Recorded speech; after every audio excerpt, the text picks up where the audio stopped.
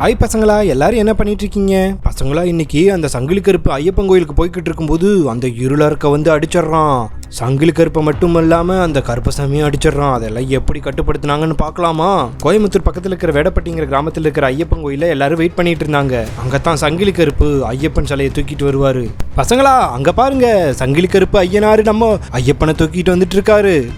எல்லாரும் அவருக்கு வழி விட்டு நின்னுங்க. சங்கிலி கருப்பா வாங்க. கோயில் விளக்கப்படி சங்கிலி கருப்பர் தான் அந்த ஐயப்பன் சிலையை தூக்கிட்டு வருவார். ஊரெல்லாம் அந்த ஐயப்பன் சிலையை சுற்றிட்டு ஒரு வழியாக அந்த கோயிலுக்கு வந்து சேர்ந்தார். ஐயப்பா ஐயப்பா அப்படின்னு சொல்லிக்கிட்டே அந்த 18 படி ஏறி மெதுவாக மேலே வந்துக்கிட்டு இருந்தார். கோயிலை சுற்றி அந்த ஐயப்பன் சிலையை அப்படியே தூக்கிட்டு வந்தார். எங்கள் குலங்காத்த ஐயப்ப சாமியே! கோயில் விக்கிரகத்தில் கொண்டு போய் சிலையை வைக்கணும். அதுக்காக எல்லா இடத்துலையும் சுற்றி வந்ததுக்கு அப்புறம் டக்குன்னு ஏதோ ஒன்று அந்த சங்கிலி கருப்பு முடிச்சிட்டாரு. யாரோ ஒருத்தர் சதி பண்ணிட்டாங்க. சிவபெருமானே, ஐயப்பன் சிலையை பிடிக்க முடியல அப்படின்னு சொல்லிட்டு டம்னு கீழே விழுந்துட்டாரு. ஐயப்பன் சிலை மேலே பறந்து போய் டக்குன்னு சிவபெருமான் வந்து கேட்ச் பிடிச்சிட்டாரு. சங்கிலி கருப்பா, உனக்கு என்ன ஆச்சு? எதனால அந்த சிலையை தூக்கி வீசிட்டீங்க? என்ன ஆச்சு? சிவபெருமான் அந்த சிலையை எடுத்து உள்ள வச்சதுக்கு அப்புறம் சங்கிலி கருப்பு என்ன ஆனாருன்னு பார்த்தாங்க. சங்கிலி கருப்பு பேச்சு மூச்சு இல்லாம இருந்தாரு. வருஷம் நம்ம பூஜை பண்றோம், இந்த வருஷம் இந்த மாதிரி நடந்துருச்சே, இந்த வருஷம் இந்த மாதிரி நடந்தது இல்ல. சங்கிலி கருப்பா, உங்களுக்கு என்ன ஆச்சு? கோயில் பூசாரி அந்த விளக்கு தூண்ல மேலே ஏறி நின்று பார்த்தாரு. பொழுது சாய இன்னும் 1 மணி நேரம் தான் இருக்கு. அதுக்குள்ள நம்ம ஐயப்பன் சிலையை நம்ம சங்கிலி கருப்பு கொண்டு போய் வச்சாகணும். சிவபெருமானே, நேரம் இல்ல, சீக்கிரம் சங்கிலி கருப்பை எழுப்புங்க. சிவபெருமான் போய் தொடரான்னு போகும்போது டக்குன்னு பின்னாடி வந்துட்டாரு. ஏதோ ஒண்ணு எனக்கு தவறா தெரியுது, யாரும் கொஞ்ச நேரம் பேச வேண்டாம், எல்லாரும் அமைதியா இருங்க அப்படின்னு சொன்னோனே அந்த சங்கிலி கருப்பை தூக்கி அப்படியே மேல வீச ஆரம்பிச்சிருச்சு. விடு, விடு, தூக்கி அப்படியே கீழே போட்டுருச்சு. இந்த படியில அப்படியே உருட்டிக்கிட்டே இருக்குது. உருட்டிட்டு அப்படியே கீழே போட்டுருச்சு. சிவபெருமானே, என்னாச்சு? சங்கிலி கருப்புக்கு, சங்கிலி கருப்பு ஏதோ கங்குலி கருப்புக்கு ஆயிடுச்சு. ஹனுமான், இதை பார்க்கும்போது சாதாரண விஷயம் மாதிரி தெரியல. அந்த கூடு விட்டு கூடு பாயற அந்த சாபந்தான் நம்ம சங்கிலி கருப்பு பிடிச்சிருக்கு. அதனாலதான் வானத்தை நோக்கி தூக்கி வீசுச்சு. 18 படியில உருண்டு போனாங்க, பாத்தியா இல்லையா? இது அந்த கூடு விட்டு கூடு பாயறதுக்கான அறிகுறி. இந்த உலகத்திலேயே அந்த சக்தி 2 பேருக்கு தான் கிடைச்சிருக்கு. அந்த முதல் சக்தி கிடைச்சவங்க எப்போ இறந்துட்டாங்க. 2வது சக்தி கிடைச்சவங்க தான் இன்னும் இருக்கான். அவன் யாருன்னா அவன் தான் இருளரக்கன். சொல்றீங்க சிவபெருமானே? இருளரக்கனா? என்னது, இருளரக்கன் நம்மளை நோக்கி வந்துட்டானா? அப்பதான் அந்த பல்ஜாயினா வந்து ஒண்ணு சொன்னாரு. சிவபெருமானே, அந்த இருளரக்கனை பத்தி எனக்கு நல்லா தெரியும். அந்த கூடு விட்டு கூடு பாயிற சக்தி ஏடுகள் படி அந்த இருளரக்கனோட திண்ணீரை பட்டதுக்கு அப்புறம் தான் கூடு விட்டு கூடு பாயும். அப்பனா கொஞ்ச நேரத்துக்கு முன்னாடி சங்கிலி கருப்புக்கு யாரோ அந்த திண்ணீரை போட்டிருக்காங்க. எனக்கு தெரிஞ்சு இந்த ஐயப்பன் கோயில் அந்த இருளரக்கன் இருக்கான். இங்க நிக்கிற யாரோ ஒருத்தன் தான் அந்த இருளரக்கன். இதை கண்டுபிடிக்கணும்னா ரத்த சொந்தம் இருக்கிற யாரோ ஒருத்தர் அந்த பசுமாட்டை தூக்கிட்டு வந்தாகணும். இவங்க ரத்த சொந்தம்னா கருப்பசாமி இருக்காருல்ல, கருப்பசாமி வாங்க. கருப்பசாமி வந்து சேர்ந்தாரு. அண்ணா சங்கிலி கருப்பு அண்ணா, உங்களுக்கு என்ன ஆச்சு? சங்கிலி கருப்பு அண்ணன் இப்படி ஆக்கணும்னா யாரா இருந்தாலும் நான் சும்மா விட மாட்டேன். சிவபெருமானே, என்ன பண்ணணும்னு சொல்லுங்க.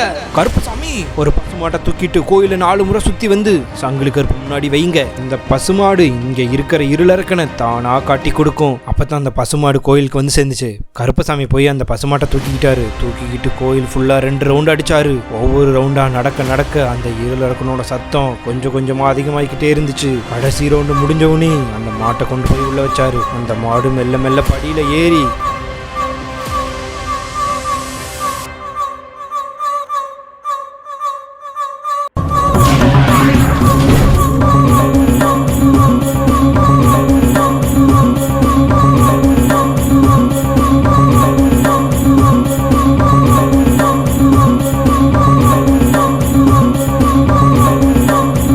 சங்கிலி கருப்பு கிட்ட போய் நின்று அப்படியே தாண்டி போய் முன்னாடி நின்றுச்சு.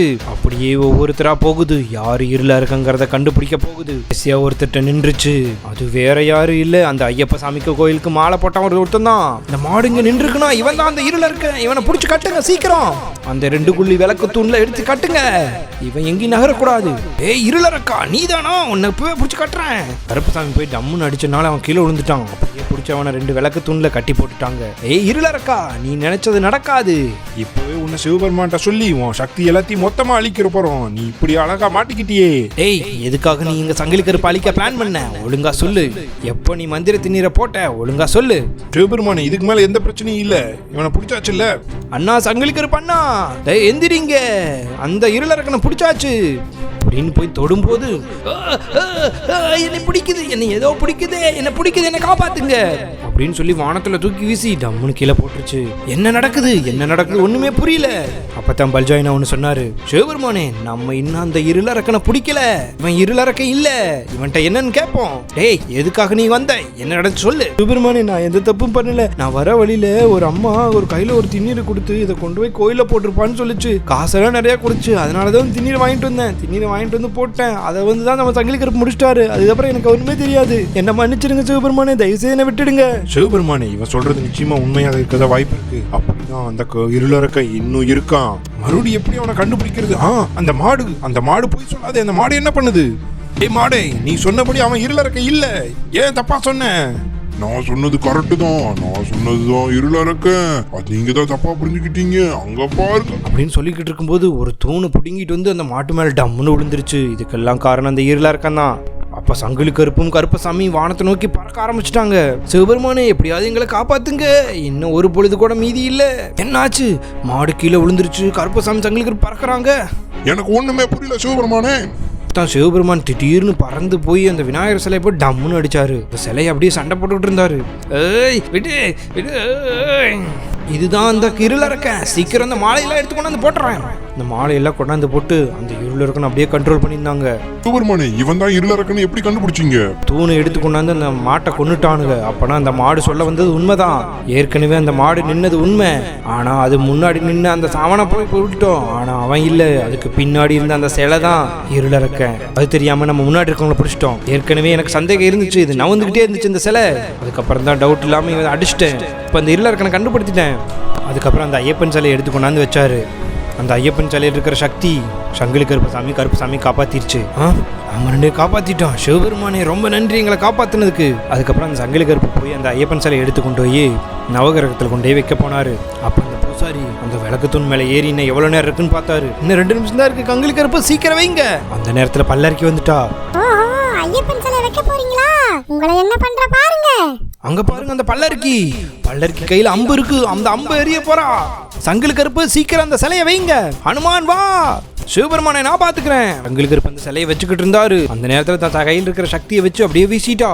அப்படியே ஹனுமான் தடுத்து நிறுத்திட்டாரு. சிவபெருமானை நான் தடுத்து நிறுத்திட்டேன், ஐயப்பன் சிலையை கரெக்டா வச்சாச்சு, இனி எந்த பிரச்சனையும் இல்ல. ஹனுமான் நம்ம ஏமாந்துட்டோம், அவ வீசின அம்பு ஐயப்பன் சிலைக்காக இல்ல, அந்த இருளரக்க மேல வீசியிருக்கா.